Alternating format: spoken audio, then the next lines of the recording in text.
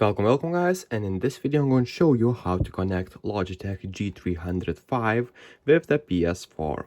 So basically what we need to do is just open this compartment and just put the battery, so the minus is on the inside and plus on the outside. Okay, and right here you'll see the dongle that I already took away, so it should be like that. Just take your dongle out, then just put this compartment back again, and now what we need to do is just turn on your mouse like that. Take your PS4.